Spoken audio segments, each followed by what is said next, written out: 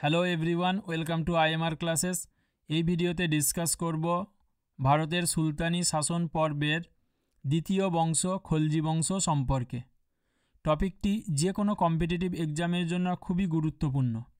তাছাড়া ইতিহাস বিষয়ে যারা এসএলএসটি, পিএসসি টিচার, নেট সেটের জন্য প্রিপারেশন নিচ্ছ, এই ভিডিওটি তাদের জন্য খুবই হেল্পফুল। সবার প্রথমে দেখব খলজিদের জাতি পরিচিতি সম্পর্কে। খলজিরা জাতিতে ছিল তুর্কি।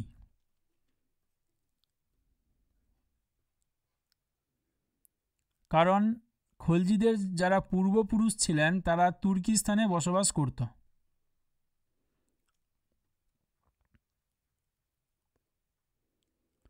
পরবর্তীকালে এই খলজিরা তারা আফগানিস্তানে বসবাস করতে শুরু করেছিল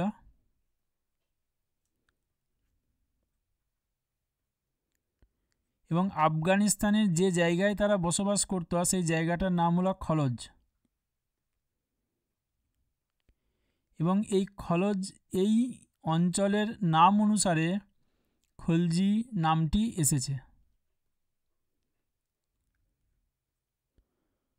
খলজিদের পূর্বপুরুষ তারা তুর্কি হলেও খলজিরা দীর্ঘদিন আফগানিস্তানে বসবাস করার সুবাদে এই খলজিরা ভারতে হিন্দুস্তানি মুসলিম হিসাবে গণ্য হয়।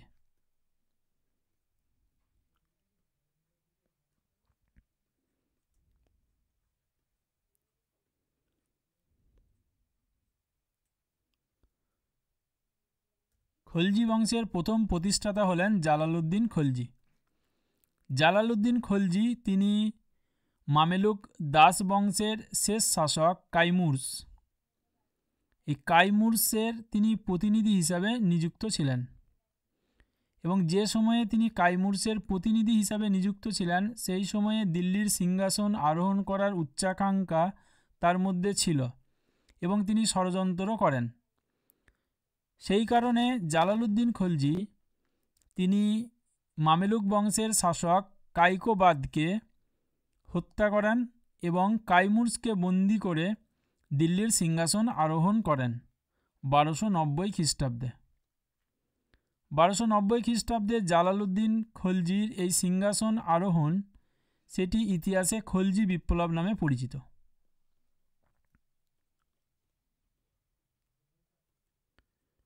খলজি বিপ্লব এই নামকরণটি করেছেন বা জালালউদ্দিন খলজির সিংহাসন আরোহণকে খলজি বিপ্লব বলেছেন আর.পি. ত্রিপাঠী আর কে.এস. লাল।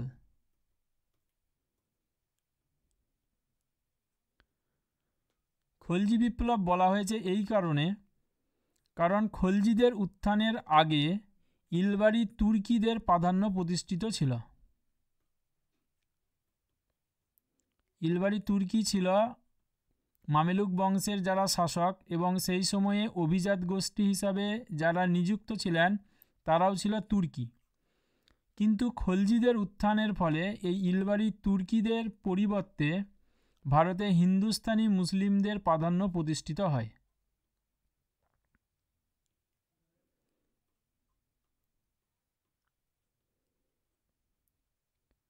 ইলবারি তুর্কিদের পরিবর্তে হিন্দুস্তানি মুসলিমদের এই ক্ষমতা আরোহণকেই খলজি বিপ্লব বলা হয়।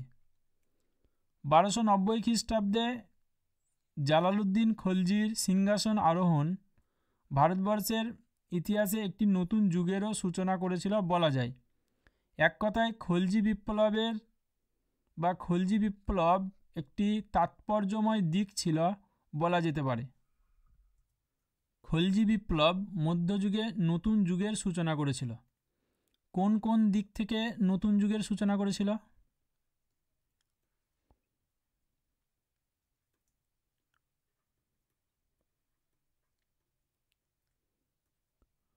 প্রথমত, খলজি বিপ্লবের পর অর্থাৎ খলজিদের উত্থানের পর ভারতবর্ষে সুলতানি সাম্রাজ্যের বিস্তার ঘটে।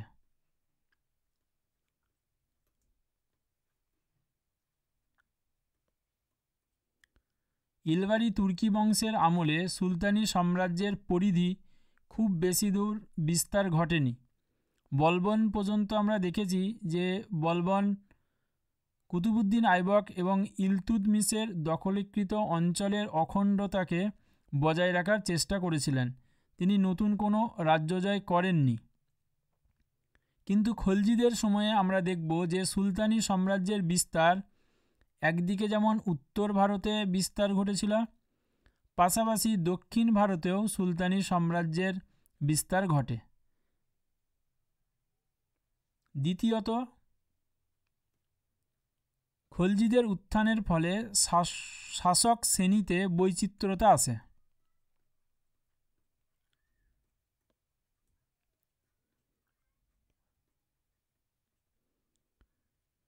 কারণ ইলবারি তুর্কি বংশের সময়ে সেখানে দেখা যায় যে শুধুমাত্র তুর্কি যারা ছিলেন তাদের প্রাদুর্ভাব সবচেয়ে বেশি ছিল, অর্থাৎ শাসক শ্রেণীতে বা অভিজাততন্ত্রে সেখানে তুর্কিরা প্রাধান্য পেত। কিন্তু খলজিদের উত্থানের ফলে তুর্কিদের পাশাপাশি সেখানে তাজিক সম্প্রদায় তারা প্রশাসন যন্ত্রে নিযুক্ত হয় এবং হিন্দুস্তানি মুসলিমরাও প্রাধান্য পায়।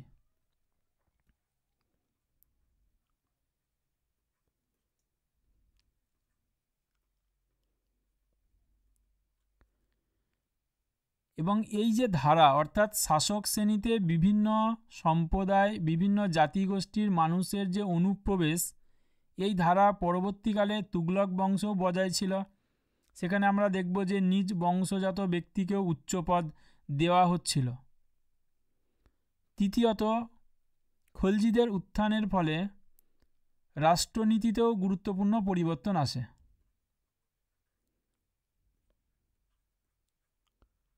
রাষ্ট্রনীতিতে দুই দিক থেকে পরিবর্তন আসে। প্রথমত, প্রজা কল্যাণের ওপর গুরুত্ব দেওয়া হয়। জালালউদ্দিন খলজি এই বিষয়ে সর্বপ্রথম তিনি উদ্যোগ নিয়েছিলেন যে প্রজা হিতেশনা বা উদারতার ওপর তিনি জোর দেন। দ্বিতীয়ত, এই সময়ে রাষ্ট্রীয় যে আইন সেখানে শরীয়তি আইনকে অগ্রাহ্য করা হয় এবং জাওয়াবিত তৈরি করা হয়েছিল। জাওয়াবিত হলো রাষ্ট্রের প্রয়োজনে আইন, অর্থাৎ শরীয়তি আইনকে অগ্রাহ্য করে রাষ্ট্রের প্রয়োজনে পরধর্ম সহিষ্ণু হয়ে রাষ্ট্র প্রশাসন যন্ত্র পরিচালনা করার জন্য আইন প্রবর্তন করা, অর্থাৎ ধর্মকে অগ্রাহ্য করে শরীয়তি আইনকে অগ্রাহ্য করে রাষ্ট্রের প্রয়োজনে আইন প্রণয়ন।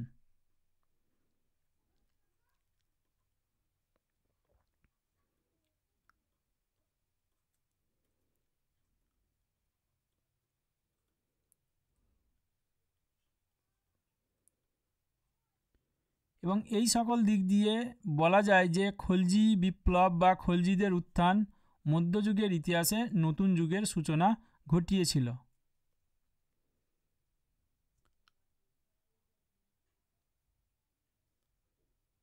আগেই বললাম যে জালালউদ্দিন খলজি তিনি প্রজা হিতেশনা বা উদারতার প্রতীক, অর্থাৎ এক্ষেত্রে তিনি যে রাষ্ট্রনীতি নেন সেই রাষ্ট্রনীতিতে তিনি উদারতা প্রদর্শন করেন। কারণ দেখা যায় যে যারা এই সময় বিদ্রোহ করত তাদেরকে তিনি ক্ষমা প্রদর্শন করে দিয়েছিলেন, কোনো প্রকার কঠোর শাস্তি তিনি দেননি। অন্যদিকে জনকল্যাণের ওপর তার বিশেষ জোর ছিল, পরধর্ম সহিষ্ণুতার ওপর তিনি বিশেষ গুরুত্ব দেন। জালালউদ্দিন খলজির সময়ে মঙ্গল আক্রমণ ঘটে। তার রাজত্বকালে আবদুল্লাহ নামে এক মঙ্গল সেনাপতি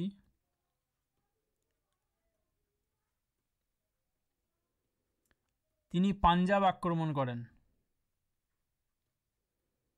এবং যে সময়ে মঙ্গল সেনাপতি আবদুল্লাহ তিনি পাঞ্জাব আক্রমণ করেন সেই সময় জালালউদ্দিন খলজি তিনি আবদুল্লাহর এই মঙ্গল আক্রমণকে প্রতিরোধ করেন।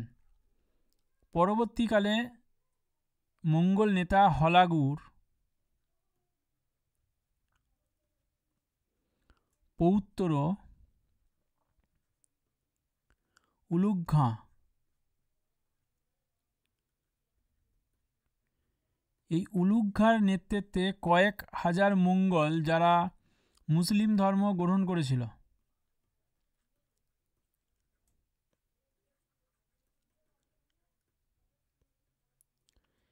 এবং উলুঘ খাঁর নেতৃত্বে যারা মুসলিম ধর্ম গ্রহণ করেছিল এরা নব মুসলমান নামে পরিচিত।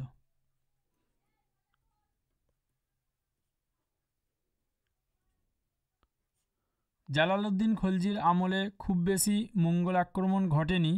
আমরা আলাউদ্দিন খলজির আমলে দেখব যেখানে ব্যাপকভাবে মঙ্গলরা ভারত আক্রমণ করেছিল। এরপর দেখব মালিক চাজ্জুর বিদ্রোহ। মালিক চাজ্জু ছিলেন জালালউদ্দিন খলজির ভ্রাতুষ্পুত্র। মালিক চাজ্জু তিনি কারা এবং অযোধ্যার শাসক ছিলেন।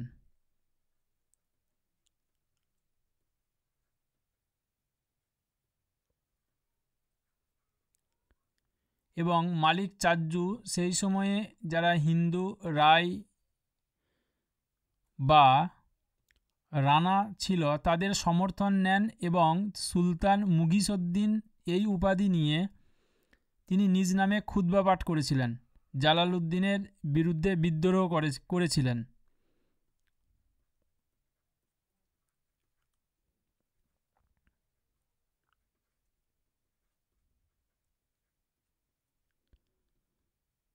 তবে জালালউদ্দিন খলজি তিনি এই মালিক চাজ্জুর বিদ্রোহ দমন করেন এবং মালিক চাজ্জুকে কোনো প্রকার দৃষ্টান্তমূলক শাস্তি দেননি। এক্ষেত্রে তিনি তাকে ক্ষমা করে দিয়েছিলেন। জালালউদ্দিন খলজির সময়ে আরেকটি গুরুত্বপূর্ণ ঘটনা হলো যে তার সময়ে সর্বপ্রথম দক্ষিণ ভারতে সামরিক অভিযান প্রেরিত হয়। 1294 খ্রিস্টাব্দে তিনি দক্ষিণের দেবগিরি রাজ্য আক্রমণ করেন এবং সেই সময়ে দেবগিরির শাসক ছিল রামচন্দ্র দেব।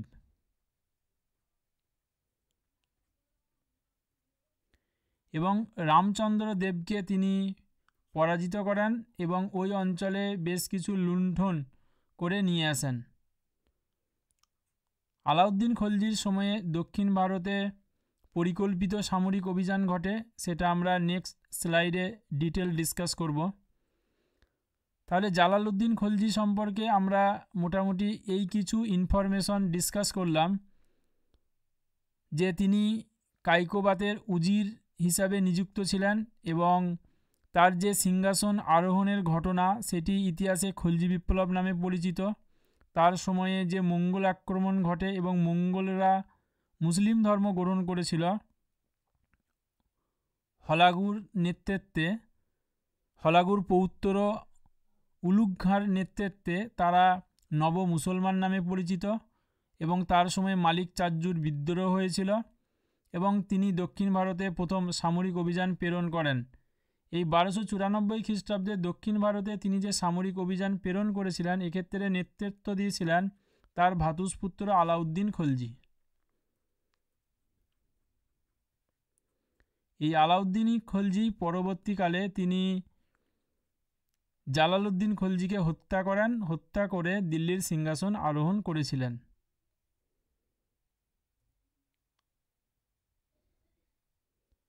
এরপর ডিসকাস করব খলজি বংশের দ্বিতীয় শাসক আলাউদ্দিন খলজি সম্পর্কে। আগেই বললাম যে জালালউদ্দিন খলজির তিনি ভ্রাতুষ্পুত্র ছিলেন এবং জামাতা ছিলেন। জালালউদ্দিন খলজি যে সময়ে দিল্লির সুলতান পদে নিযুক্ত ছিলেন সেই সময়ে তিনি এলাহাবাদের কারা এবং মানিকপুরের শাসক ছিলেন। আলাউদ্দিন খলজি তিনি অত্যন্ত উচ্চাকাঙ্ক্ষী ছিলেন, তিনিও দিল্লির সিংহাসন আরোহণ করার চক্রান্তে ছিলেন। জালালউদ্দিন খলজির সময়ে তিনি সুলতানের অজান্তে চান্দেরি এবং ভিলসা আক্রমণ করেছিলেন।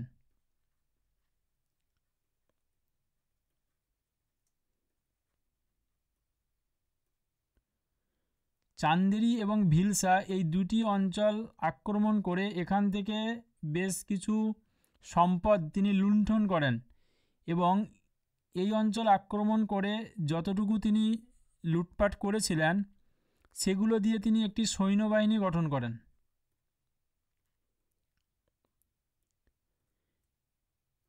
চান্দেরি ভিলসা আক্রমণ করার পর আলাউদ্দিন খলজি তিনি সুলতানের অজান্তে দেবগিরি রাজ্য আক্রমণ করেন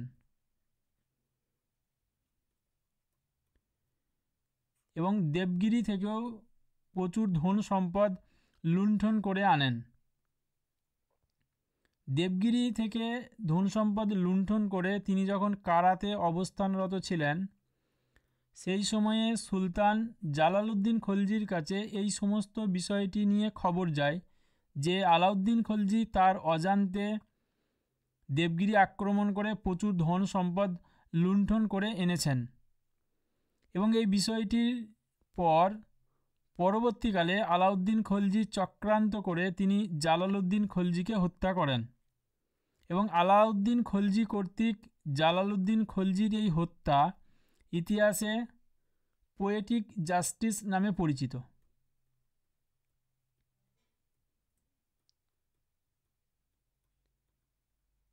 যাকে আমরা বাংলায় বলি কাব্যিক বিচার।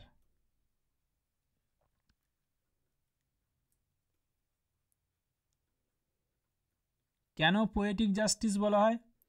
কারণ আমরা আগেই ডিসকাস করেছি যে জালালউদ্দিন খলজি তিনি কায়কোবাদকে হত্যা করে দিল্লির সিংহাসন আরোহণ করেছিলেন এবং আলাউদ্দিন খলজি তিনি জালালউদ্দিন খলজিকে হত্যা করে দিল্লির সিংহাসন আরোহণ করেছিলেন। অর্থাৎ যে কর্ম জালালউদ্দিন খলজি করেছিলেন সেই কর্মের ফল হিসাবেই জালালউদ্দিনকে আলাউদ্দিনের হাতে হত্যা হতে হয়েছিল। এই ঘটনাটি বলা হয় পোয়েটিক জাস্টিস বা কাব্যিক বিচার। আলাউদ্দিন খলজির দুবার রাজ্যাভিষেক হয়েছিল। প্রথমবার রাজ্যাভিষেক হয়েছিল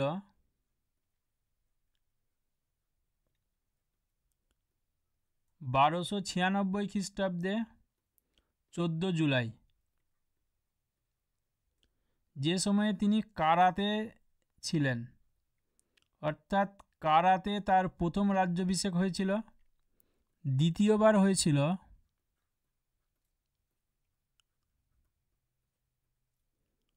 1296 খ্রিস্টাব্দের 3 অক্টোবর।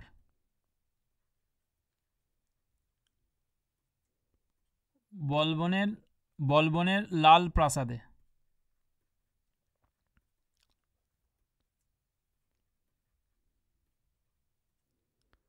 অর্থাৎ আলাউদ্দিন খলজি হলেন প্রথম দিল্লির শাসক যার দুবার রাজ্যাভিষেক সম্পন্ন হয়েছিল।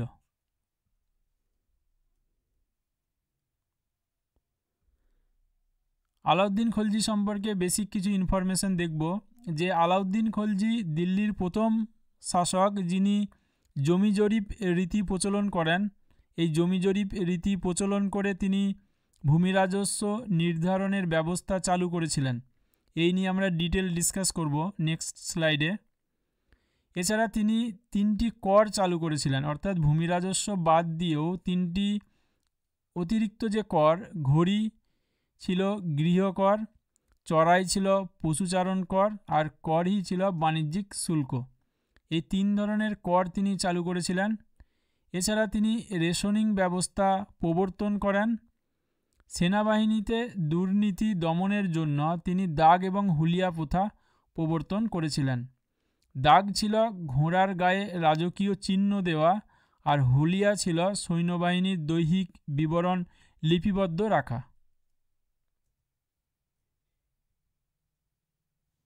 এরপর দেখব আলাউদ্দিন খলজির রাজতান্ত্রিক আদর্শ সম্পর্কে। আলাউদ্দিন খলজি তিনি সীমাহীন স্বৈরতন্ত্রে বিশ্বাস করতেন।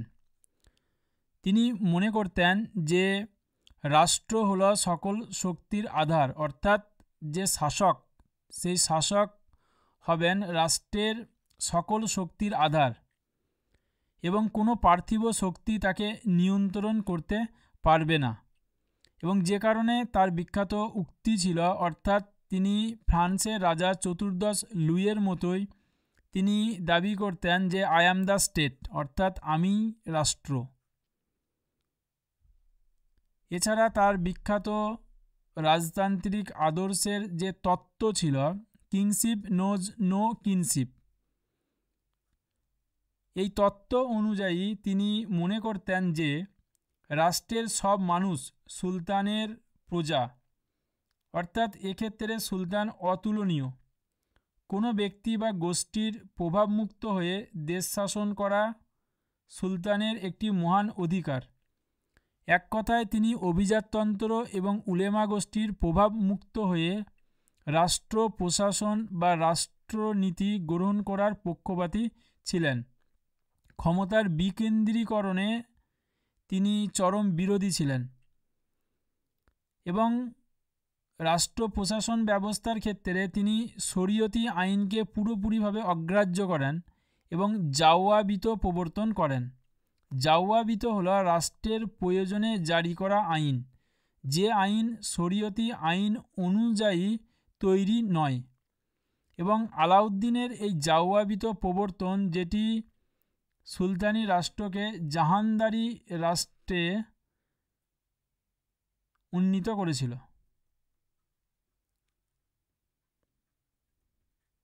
জাহানদারি রাষ্ট্র অর্থাৎ আলাউদ্দিন খলজির যে রাজতান্ত্রিক আদর্শ, সেই রাজতান্ত্রিক আদর্শে পরধর্ম সহিষ্ণুতার ওপর ভিত্তি করেই আইন প্রবর্তিত হয়েছিল। আলাউদ্দিন সেই সময়ের বিখ্যাত কাজী মুগিসউদ্দিনকে তিনি বলেছিলেন, আমি জানি না কি আপনাদের মতে বৈধ বা অবৈধ, রাষ্ট্রের পক্ষে আমি যা প্রয়োজনীয় মনে করি আমি তাই করি। অর্থাৎ এক্ষেত্রে তিনি কাজীর যে শরীয়তি আইন মতে আইন ব্যবস্থা পরিচালনার যে রীতি তা তিনি অগ্রাহ্য করেছিলেন। এটাই স্পষ্ট হয় মুগিসউদ্দিনের সঙ্গে তার কথোপকথনের মধ্যে। এরপর দেখব আলাউদ্দিন খলজির কৃষিনীতি সম্পর্কে। আলাউদ্দিন খলজি তিনি এক বিশাল সৈন্যবাহিনী গঠন করেছিলেন, বিশেষ করে ভারতে মঙ্গল আক্রমণ প্রতিহত করার জন্য, এবং তার জন্য রাজকোষে বিশাল পরিমাণ আয়ের প্রয়োজন পড়ে। এবং এই জন্য তিনি এমন এক কৃষিনীতি নেন যেখানে কৃষির সম্প্রসারণ ঘটবে এবং রাজস্বের আদায় সঠিকভাবে হবে এবং রাজকোষ সমৃদ্ধ হবে। এক্ষেত্রে তিনি বেশ কিছু কর্মসূচি নিয়েছিলেন। প্রথমত, দোয়াব অঞ্চলের ইক্তা জমিগুলোকে খালিসা জমিতে রূপান্তরিত করেছিলেন এবং সৈন্যবাহিনীকে তিনি নগদে বেতন দেওয়ার প্রথা চালু করেন। এছাড়া যে সমস্ত দাতব্য ভূমি প্রদান করা হয়েছিল এক সময়, সেগুলোকে তিনি অধিগ্রহণ করেন এবং খালিসা জমির সঙ্গে এগুলোকে তিনি যুক্ত করেছিলেন। রাজস্ব নির্ধারণের ক্ষেত্রে তিনি পরিমাপন পদ্ধতির প্রচলন করেন, অর্থাৎ জমি জরিপের তিনি প্রচলন করেন এবং জমির যে উৎপাদনের যে সম্ভাবনা, সেই উৎপাদনের সম্ভাবনার ভিত্তিতে তিনি রাজস্ব নির্ধারণের রীতি চালু করেন। মোট উৎপাদনের তিনি অর্ধাংশ রাজস্ব হিসাবে ধার্য করেছিলেন, অর্থাৎ যা উৎপাদন হতো সেই উৎপাদনের অর্ধেক অংশ রাষ্ট্রকে রাজস্ব হিসাবে প্রজাদের প্রদান করতে হতো। এবং রাজস্ব আদায়ের ক্ষেত্রে তিনি নগদ অর্থে ভূমি রাজস্ব আদায় করেন। রাষ্ট্র যাতে রাজস্বের বৃহদাংশ পেতে পারেন বা সিংহভাগ পেতে পারেন, তার জন্য মধ্যস্বত্ব যে ভোগী শ্রেণী ছিল, সেই মধ্যস্বত্ব ভোগী শ্রেণীদের তিনি উৎখাত করেন। মধ্যস্বত্বভোগী শ্রেণী বলতে এখানে রায়, রানা, রাওয়াত এদের বোঝানো হতো। দোয়াব অঞ্চলে তুর্কি শাসন প্রতিষ্ঠিত হবার পর এই রায়, রানা, রাওয়াতদের উচ্ছেদ করা হয়েছিল। এই রায়, রানা বা রাওয়াতরা এরা একটি নির্দিষ্ট ভূমি অঞ্চলে তারা রাজস্ব আদায় করত। তুর্কি শাসন প্রতিষ্ঠিত হবার পর ধীরে ধীরে এদের ক্ষমতা কমে আসে। পাশাপাশি রাজস্ব আদায়কারী হিসাবে এই সময়ে খুত, মুকাদ্দাম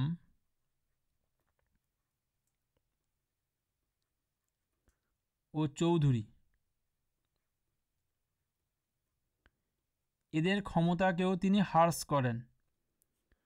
বারণীর বিবরণ থেকে জানা যায় যে এরা সর্বস্ব হারিয়ে গ্রামের নিম্ন ভিত্তে পরিণত হয়েছিল। এমনকি এদের বাড়ির মহিলারা অন্য বাড়িতে গিয়ে তারা কাজ করত। তবে বারণীর এই বিবরণ অতিরঞ্জিত বলেই মনে হয়। এছাড়া আলাউদ্দিন খলজি সঠিকভাবে রাজস্ব আদায় করার জন্য একটি সুগঠিত রাজস্ব প্রশাসন ব্যবস্থাও গড়ে তুলেছিলেন। বিভিন্ন শ্রেণীর কর্মচারী নিয়োগ করা হয়েছিল, যেমন মুতসারিফ,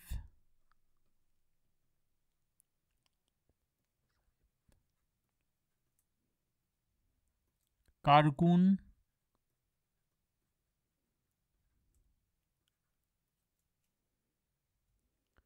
গোমস্তা,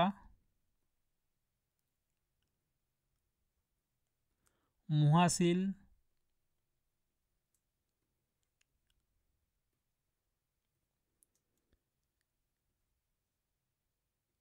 এই শ্রেণীর কর্মচারীদের ওপর আবার নজরদারি চালানোর জন্য তিনি গুপ্তচরদের নিয়োগ করতেন।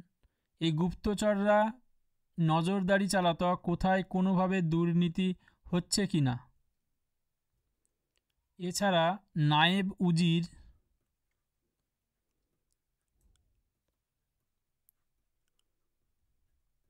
বা সরাফ কাইস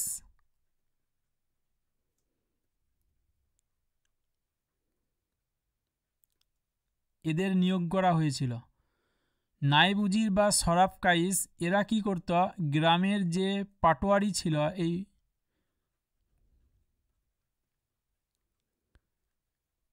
পাটোয়ারিদের যে হিসেবের খাতা তারা পরীক্ষা করত।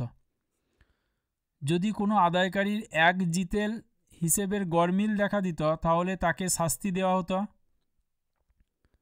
অর্থাৎ রাজস্ব যে প্রশাসন ব্যবস্থা, সেই রাজস্ব প্রশাসন ব্যবস্থার ওপর সুলতানি শাসকের নিয়ন্ত্রণ অনেক কঠোর ছিল। আলাউদ্দিন খলজির কৃষি নীতিতে সুবিধাভোগী শ্রেণীর ক্ষমতা অনেকাংশে দমন হলেও কৃষকের দুরবস্থা কোনো রকম উন্নতি ঘটেনি।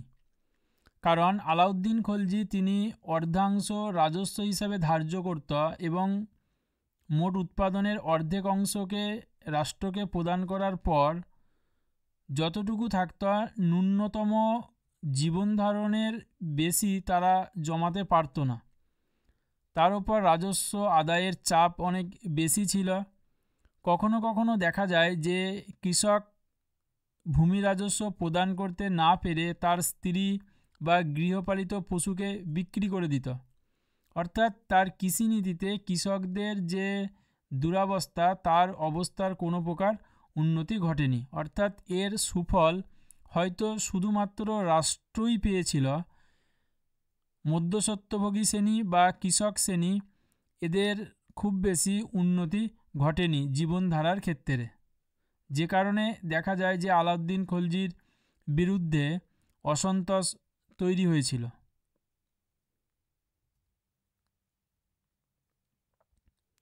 এরপর দেখব আলাউদ্দিন খলজির বাজার দর নিয়ন্ত্রণ নীতি সম্পর্কে। আলাউদ্দিন খলজি বাজার দর নিয়ন্ত্রণ চালু করেছিলেন শাসনতান্ত্রিক এবং সামরিক প্রয়োজনে। আলাউদ্দিন খলজি স্থায়ী সৈন্যবাহিনী গঠন করার জন্য তিনি বাজার দর নিয়ন্ত্রণ নীতি করেছিলেন। কারণ সেই সময়ে রাজকোষে যতটুকু আয় জমা হতো তার বেশিরভাগটাই সৈন্যবাহিনীর বেতন দিতে ফাঁকা হয়ে যেত। তাই তিনি বাজার দর নিয়ন্ত্রণ চালু করে স্বল্প মূল্যে সৈন্যবাহিনী গঠন করতে চেয়েছিলেন। কারণ সেই সময়ে মঙ্গল আক্রমণ এর জন্য সুলতানকে অনেক বেশি সংখ্যক সৈন্যবাহিনী গঠন করতে হয়েছিল। তাই স্বল্প বেতন দিয়ে যাতে সৈন্যবাহিনী তারা অনায়াসে জীবনযাপন চালাতে পারেন তার জন্য তিনি বাজার দর নিয়ন্ত্রণ নীতি নেন। এছাড়া সেই সময়ে সুলতান বিরোধী বিদ্রোহের মানসিকতা দমন করার জন্য তিনি বাজার দর নিয়ন্ত্রণ নীতি চালু করেন, কারণ তিনি মনে করতেন যে সম্পদ মানুষকে বিদ্রোহী করে তোলে। তাই তিনি দারিদ্রতা বৃদ্ধি করার জন্য এই বাজার দর নিয়ন্ত্রণ নীতি নিয়েছিলেন। বাজার দর নিয়ন্ত্রণ নীতির নিয়ে তিনি 3 ধরনের বাজার প্রতিষ্ঠা করেছিলেন। প্রথম বাজার ছিল মান্ডি। এই মান্ডি ছিল খাদ্যশস্যের বাজার। দ্বিতীয় বাজার ছিল সেরাই আদল। সেরাই আদল ছিল মহার্ঘ দ্রব্যের বাজার। তৃতীয় বাজার ছিল পশু ও কৃতদাসদের বাজার। বাজার দর নিয়ন্ত্রণ নীতি চালু করার জন্য তিনি 2 শ্রেণীর কর্মচারী নিয়োগ করেন। একটি ছিল সাহানা-ই মান্ডি, অপরটি হল দেওয়ান-ই রিয়াসত। সাহানা-ই মান্ডি এরা বাজারের যে দ্রব্য মূল্য তার দরদাম ঠিক করত, দ্রব্য মূল্য ধার্য করত।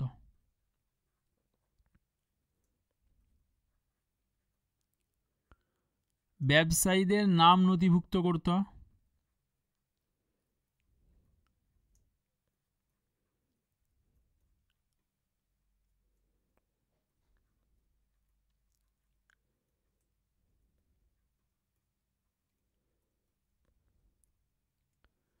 অপরদিকে দেওয়ান-ই-রিয়াসত এরা দরদাম পরীক্ষা নিরীক্ষা করত।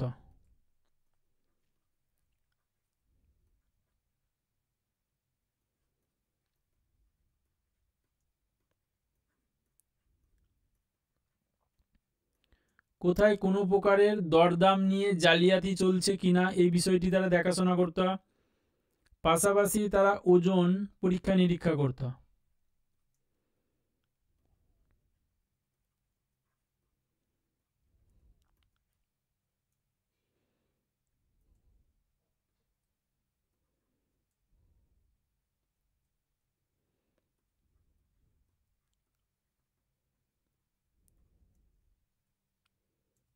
এছাড়া যারা আইন ভঙ্গ করত তাদেরকে শাস্তি প্রদান করতেন।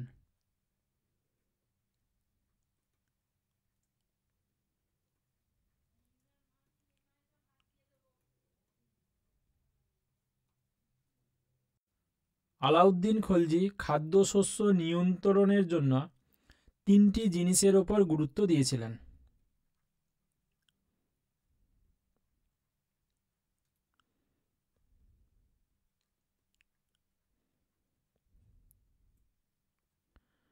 প্রথমত, ব্যবসায়ীরা যাতে কৃত্রিম চাহিদা তৈরি করতে না পারে।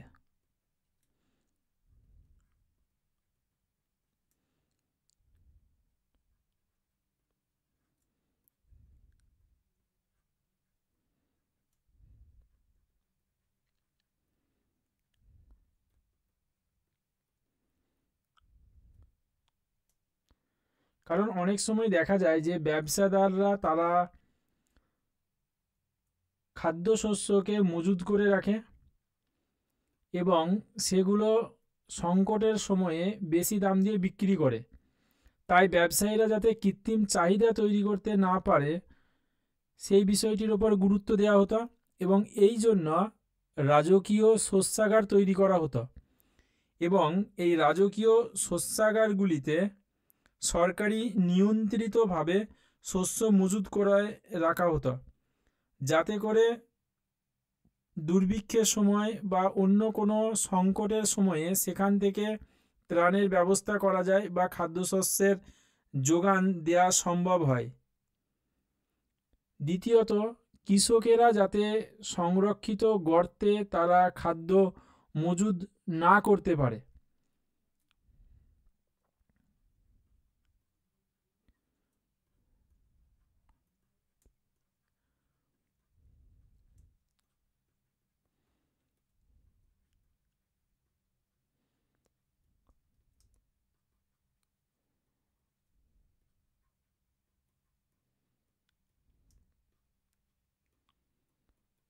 কৃষকেরা যাতে খাদ্য মজুদ না করে তারা সরকারি মূল্যে ব্যবসায়ীদেরকে খাদ্য বিক্রি করতে পারে বা বিক্রি করে সেই বিষয়টির উপর নজর দেওয়া হতো।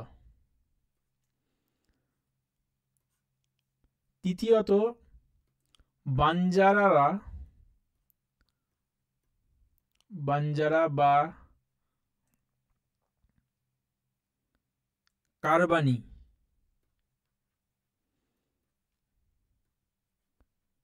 এরা ছিল শস্য বহনকারী, অর্থাৎ গ্রাম অঞ্চল থেকে এরা শস্যকে শহরাঞ্চলে বয়ে নিয়ে যেত এবং এই বাঞ্জারা বা কারবানিদের যে খাদ্য সরবরাহ, সেই খাদ্য সরবরাহের বিষয়টির ওপর জোর দেওয়া হতো। এইভাবে আলাউদ্দিন খলজি খাদ্যশস্যকে বাজারের মধ্যে সচল রাখার ব্যবস্থা করেন, যাতে করে কোনো সময়ে খাদ্য সংকট না পড়ে, ব্যবসায়ীরা কোনোভাবে কালোবাজারি না করতে পারে। এই বিষয়গুলির ওপর তিনি গুরুত্ব দেন। এবার দেখব আলাউদ্দিন খলজির বাজার দর নিয়ন্ত্রণ নীতি বা খাদ্যশস্য নিয়ন্ত্রণের নীতি এর প্রভাব কতটা সার্থক হয়েছিল। আলাউদ্দিন খলজির বাজার দর নিয়ন্ত্রণ নীতির ফলে খাদ্যশস্যের মূল্য হ্রাস পায়। পাশাপাশি দুর্ভিক্ষের সময় খাদ্যাভাব দেখা দেয়নি, কারণ যখন দুর্ভিক্ষ হতো সেই সময়ে খাদ্যের যে সম্ভার, অর্থাৎ রাজকীয় যে শস্যাগার ছিল সেখান থেকে তা ত্রাণের ব্যবস্থা করা যেত। পাশাপাশি আলাউদ্দিন খলজি তিনি রেশনিং ব্যবস্থার প্রচলন করতে পেরেছিলেন এই বাজার দর নিয়ন্ত্রণ নীতির ফলে বা খাদ্যশস্য নিয়ন্ত্রণ নীতির ফলে।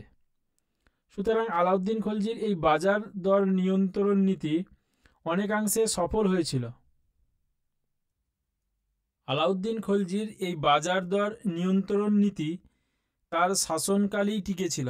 তার মৃত্যুর পর এই বাজার দর নিয়ন্ত্রণ নীতি কার্যত ভেঙে পড়ে, কারণ আলাউদ্দিন খলজি অত্যন্ত কঠোরতার সাহায্যেই জিনিসপত্রের দাম বা মূল্যমান সঠিক রাখতে পেরেছিলেন। কোনো ব্যবসায়ী যদি সরকারি মূল্যের তুলনায় এক জিতল বেশি দামে শস্য বিক্রি করত, তখন সেই ব্যবসায়ীর সমস্ত দ্রব্যকে বাজেয়াপ্ত করা হতো। এমনকি কোনো ব্যবসায়ী যদি ওজনে কম দিত, তাহলে বিক্রেতার দেহ থেকে দ্বিগুণ পরিমাণ মাংস কেটে নেওয়া হতো। এই রকম দৃষ্টান্তমূলক শাস্তি প্রদান করে তিনি পণ্যের মূল্য নিয়ন্ত্রণ রাখার চেষ্টা করেছিলেন। আলাউদ্দিনের এই বাজার দর নিয়ন্ত্রণ নীতি প্রথমে রাজধানীতে প্রবর্তিত হয়েছিল, পরবর্তীকালে অন্যান্য শহরে তা অনুসরণ হয়েছিল। তবে আলাউদ্দিনের এই বাজার দর নিয়ন্ত্রণ নীতি বজায় রাখতে গিয়ে তিনি যে কঠোরতা নিয়েছিলেন, তার ফলে আলাউদ্দিন খলজির বিরুদ্ধে অসন্তোষের জন্ম দিয়েছিল। এরপর ডিসকাস করব খলজিদের সময়ে তুর্কি সাম্রাজ্যবাদের বিস্তার সম্পর্কে। ইলবারি তুর্কি বংশের আমলে সুলতানি সাম্রাজ্যের পরিধি খুব বেশি দূর বিস্তৃতি ঘটেনি।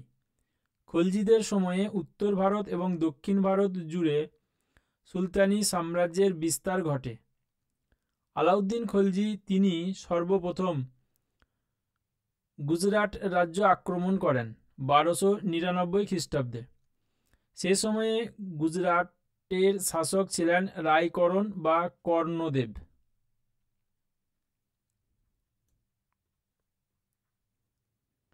এই রায়করণ বা কর্ণদেব তিনি বাঘেলা বংশীয় রাজপুতের রাজা ছিলেন।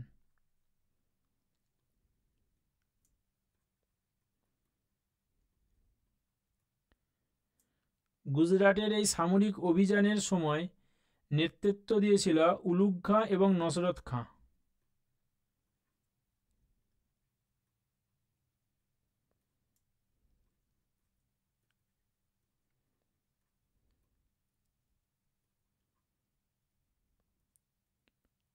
আলাউদ্দিন খলজি তিনি গুজরাটের শাসক রায়করণ বা কর্ণদেবকে পরাজিত করেন এবং গুজরাটের শাসক হিসাবে নিযুক্ত করেছিলেন আলাপ খানকে।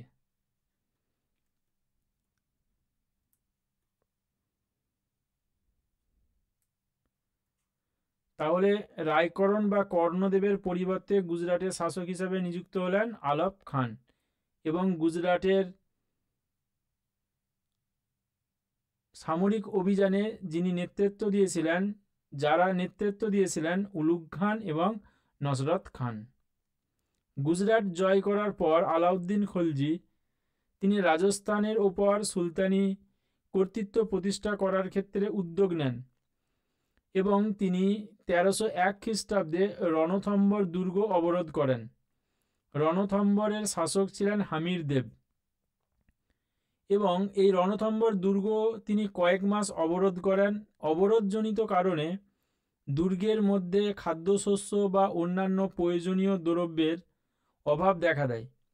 এই রকম পরিস্থিতিতে রাজপুতরা তারা আলাউদ্দিনের বাহিনীর সঙ্গে সংঘর্ষে লিপ্ত হয় এবং রণথম্বর দুর্গে অবস্থানরত মহিলারা তারা জহর ব্রত পালন করেন।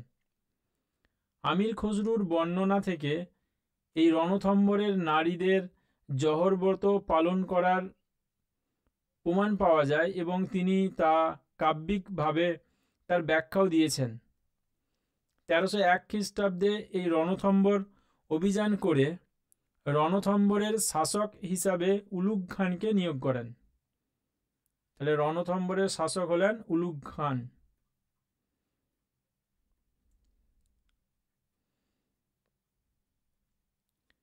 এবং এই রণথম্বর অভিযানকালী নসরত খান তিনি মারা গিয়েছিলেন। নসরত খান মারা যান রণথম্বর অভিযানকালে।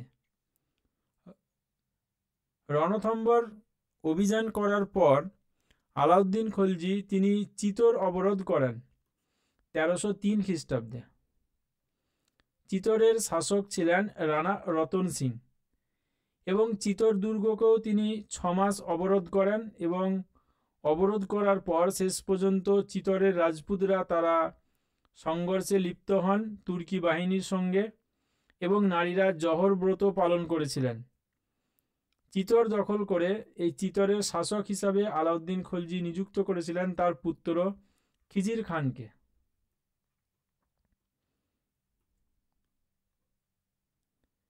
এবং চিতোরের নামকরণ করা হয়েছিল খিজিরাবাদ।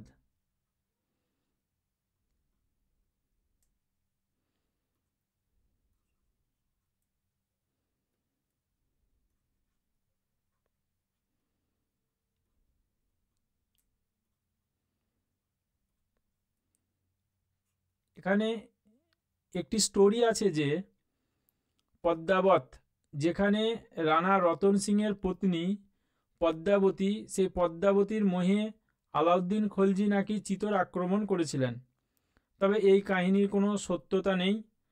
আলাউদ্দিন খলজির চিতোর আক্রমণের 100 বছর পর মালিক মোহাম্মদ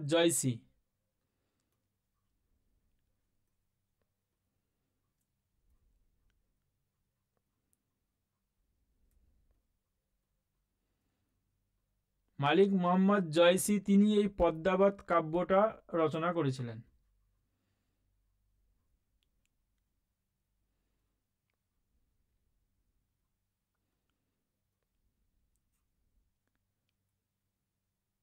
চিতোর দখল করার পর আলাউদ্দিন খলজি তিনি মালব আক্রমণ করেন এবং মালবের শাসক ছিলেন হরনন্দ।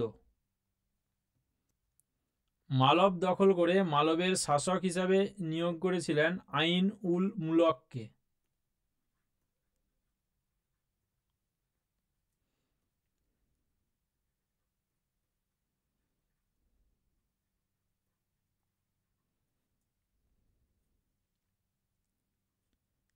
এরপর তিনি মারওয়ার রাজ্য আক্রমণ করেন। মারওয়ার রাজ্যের শাসক ছিলেন শীতলদেব এবং মারওয়ার রাজ্যের শাসক হিসাবে নিযুক্ত হন কামাল উদ্দিন।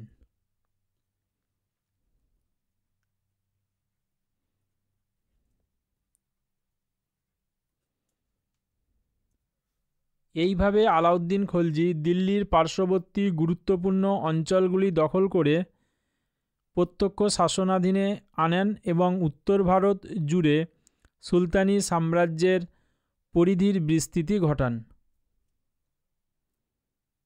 এরপর আলাউদ্দিন খলজির দাক্ষিণাত্য অভিযান সম্পর্কে দেখব। আলাউদ্দিন খলজির দক্ষিণ ভারত অভিযানের মূল উদ্দেশ্য ছিল অর্থনৈতিক, কারণ দাক্ষিণাত্য এবং দক্ষিণ ভারতের সে সময়ে অর্থনৈতিক গুরুত্ব ছিল। আমরা জানি যে মহারাষ্ট্র বা দক্ষিণ ভারত স্বর্ণভাণ্ডার হিসাবে প্রসিদ্ধ এবং এই অঞ্চলের স্বর্ণভাণ্ডার এর সম্পদ যেটি অর্থনৈতিক দিক থেকে খুবই গুরুত্বপূর্ণ। দ্বিতীয়ত, সেই সময়ে এই অঞ্চলে অর্থাৎ দাক্ষিণাত্যে হস্তশিল্পের উৎকর্ষতা অনেক বেশি ছিল। ব্যবসা বাণিজ্য জনিত কারণে এই অঞ্চলের অর্থের সমাগম ছিল অনেক বেশি। তৃতীয়ত, দক্ষিণ ভারতে যে সম্পদশালী মন্দির ছিল, এই মন্দিরগুলো অর্থনৈতিক দিক থেকে অনেক শক্তিশালী ছিল, কারণ এই মন্দিরগুলো একদিকে যেমন ব্যবসা বাণিজ্যের ক্ষেত্রে এরা গুরুত্বপূর্ণ ভূমিকা নিত,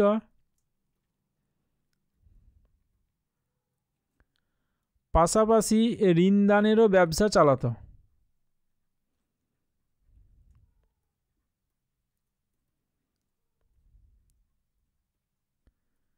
তাই অর্থনৈতিক গুরুত্বের নিরিখে আলাউদ্দিন খলজি এই দক্ষিণ ভারতের রাজ্যগুলো জয় করার পরিকল্পনা নেন এবং দক্ষিণ ভারতে সামরিক অভিযান প্রেরণ করেন। আলাউদ্দিন খলজি দক্ষিণের 4টি রাজ্য দখল করেছিলেন। প্রথমত ছিল দেবগিরি রাজ্য। 1306 থেকে 7 খ্রিস্টাব্দের মধ্যে দেবগিরি রাজ্য আক্রমণ করেন এবং দেবগিরি রাজ্যের শাসক ছিলেন রামচন্দ্র দেব।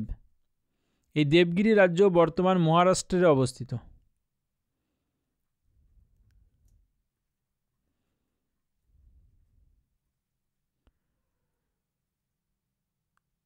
দেবগিরি রাজ্যের পরবর্তী দক্ষিণের রাজ্য ওরাঙ্গল রাজ্য। এই ওরাঙ্গল রাজ্যে সামরিক অভিযান প্রেরণ করেন 1309 খ্রিস্টাব্দে। ওরাঙ্গল রাজ্যের শাসক ছিলেন রাজা প্রতাপরুদ্র দেব। এই ওরাঙ্গল রাজ্য বর্তমান তেলেঙ্গানাতে অবস্থিত।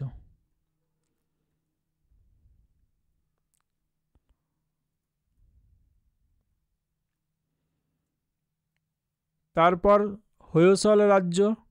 হৈসল রাজ্যে 1310 খ্রিস্টাব্দে এই রাজ্যের শাসক ছিলেন তৃতীয় বীরবল্লাল। হৈসল রাজ্যটি বর্তমান কর্ণাটকে অবস্থিত।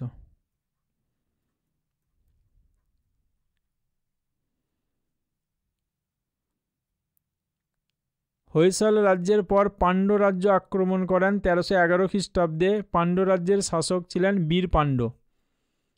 এই পাণ্ড্য রাজ্য বর্তমান তামিলনাড়ুতে অবস্থিত।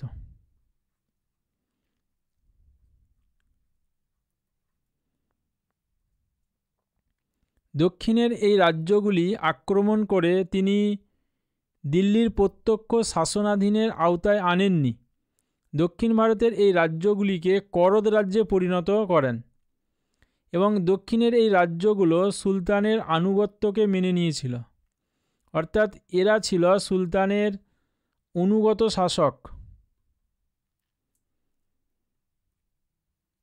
এবং এই সমস্ত শাসকরা তারা বাৎসরিক একটা উপঢৌকন প্রদান করত সুলতানকে এবং তার বিনিময়ে এই শাসকরা এখানে স্বায়ত্তশাসন ভোগ করত।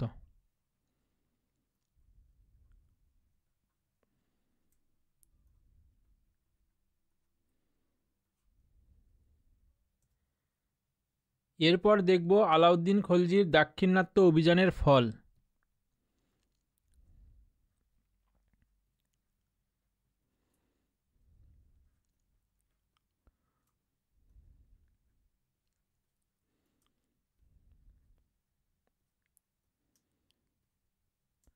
প্রথমত আলাউদ্দিন খলজির দাক্ষিণাত্য অভিযানের ফলে ধন সম্পদের পরিমাণ বৃদ্ধি পেয়েছিল।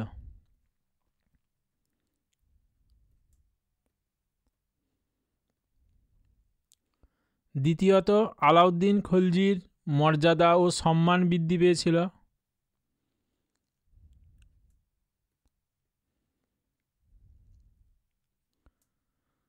আলাউদ্দিন খলজির এই দাক্ষিণাত্য অভিযানে তার প্রধান সেনাপতি ছিলেন মালিক কাফুর।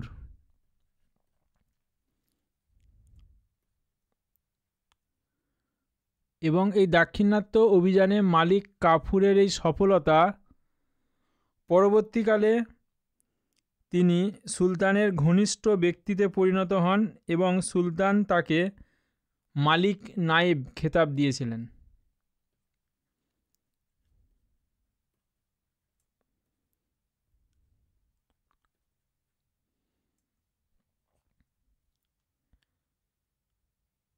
আলাউদ্দিন খলজি দক্ষিণ ভারতের এই রাজ্যগুলো দখল করে দক্ষিণ ভারতের যে স্বায়ত্তশাসন প্রদান করেছিলেন, অর্থাৎ এখানকার শাসকরা তার যে অনুগত শাসক ছিলেন বা উপঢৌকন পাঠাতেন, এগুলো ততদিনই সম্ভব হতো যতদিন দক্ষিণ ভারতের রাজ্যগুলির ওপর সামরিক চাপ থাকত।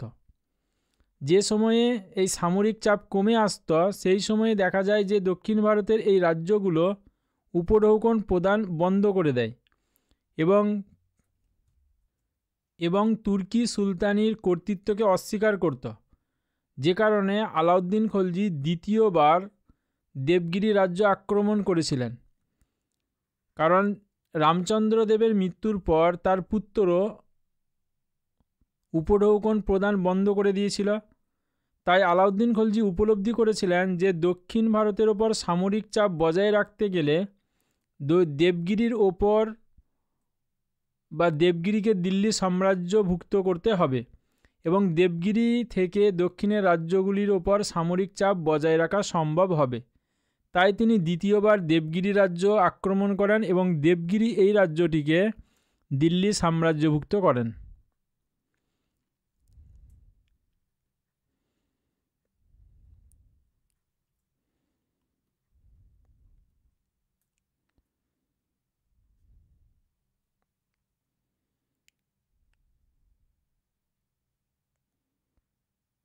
এরপর দেখব আলাউদ্দিন খলজির সময়ে মঙ্গল আক্রমণ সম্পর্কে।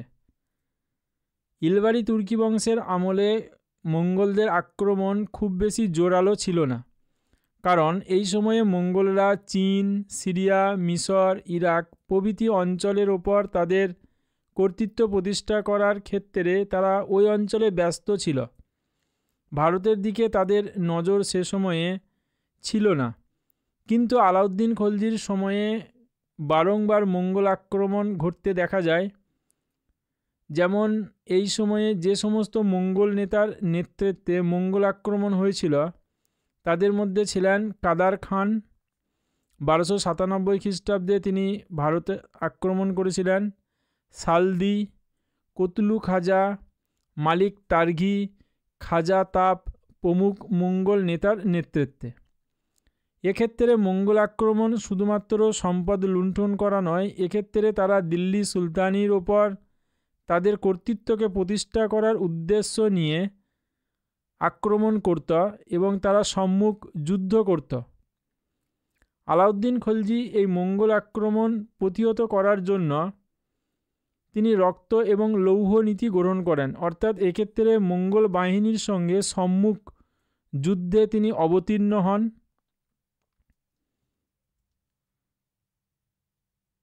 পাঞ্জাব এবং সিন্ধু অঞ্চলে তিনি সামরিক ঘাঁটি স্থাপন করেন।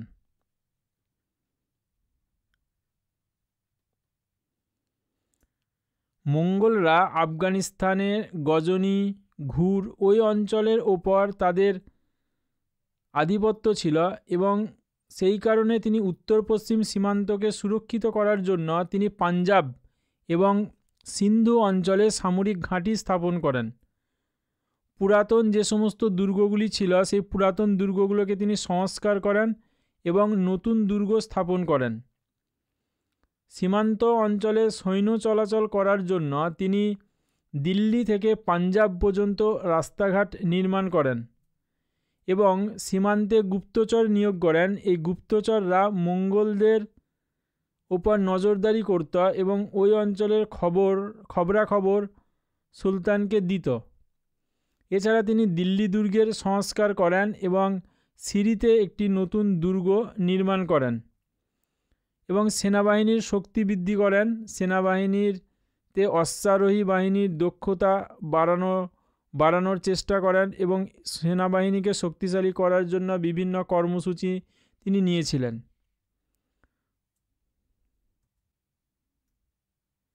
এরপর ডিসকাস করব খলজি শাসনের শেষ পর্যায়। খলজি শাসনের শেষ পর্যায়ে দেখা যায় যে আলাউদ্দিন খলজির জীবন অত্যন্ত দুঃখের ছিল। আলাউদ্দিন খলজির পত্নী মালিকা জাহানের সঙ্গে তার সম্পর্ক ভালো ছিল না।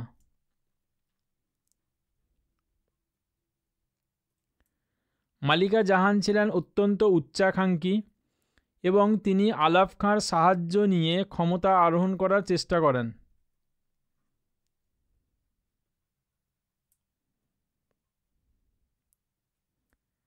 এই রকম পরিস্থিতিতে আলাউদ্দিন খলজি তিনি দক্ষিণ ভারত থেকে মালিক কাফুরকে ডেকে পাঠান এবং মালিক কাফুর আলাপ খানকে হত্যা করেন এবং মালিকা জাহানকে বন্দী করেন। খলজি শাসনের শেষ পর্যায়ে মালিক কাফুর তিনি অত্যন্ত ক্ষমতালোভী হয়ে ওঠেন।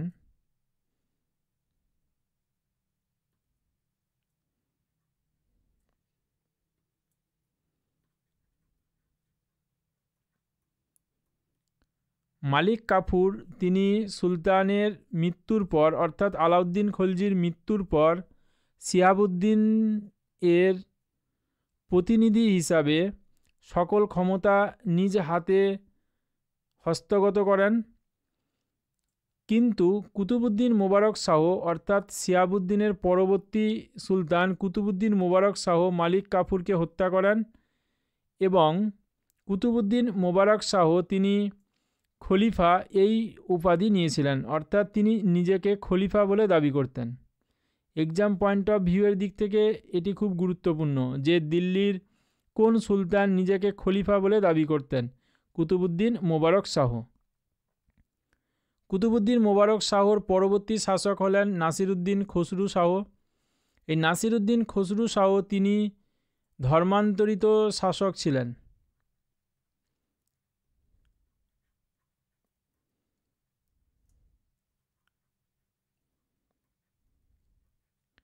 এক্সাম পয়েন্ট অফ ভিউয়ের দিক থেকে এটিও খুব গুরুত্বপূর্ণ যে দিল্লির কোন সুলতান তিনি ধর্মান্তরিত শাসক ছিলেন? নাসিরউদ্দিন খসরু শাহ। নাসিরউদ্দিন খসরু শাহের সময়ে দিল্লির তুর্কি এবং আফগান আমিররা তারা সুলতানকে ক্ষমতাচ্যুত করার ষড়যন্ত্রে লিপ্ত হন এবং এই সময়ে গাজী মালিকের উত্থান হয়। এই গাজী মালিক তিনি লাহোর এবং দিপালপুরের শাসক ছিলেন।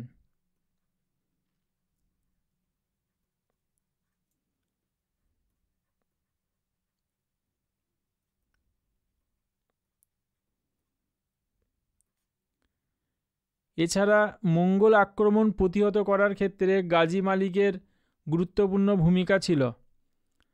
গাজী মালিক 1320 খ্রিস্টাব্দে খলজি বংশের শেষ শাসক নাসিরউদ্দিন খসরু শাহকে সরিয়ে দেন এবং তিনি নিজে দিল্লির সিংহাসন আরোহণ করেন। এর ফলে ভারতে মধ্যযুগের ইতিহাসে খলজি শাসনের অবসান ঘটে এবং তুগলক বংশের সূচনা হয়। এই তুগলক বংশের শাসন চলেছিল 1320 খ্রিস্টাব্দ থেকে 1414 খ্রিস্টাব্দ পর্যন্ত।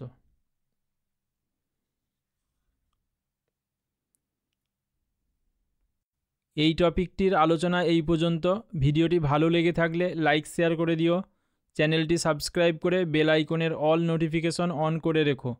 চ্যানেলের নতুন ভিডিওর আপডেট নোটিফিকেশন সবার আগে পেয়ে যাবে।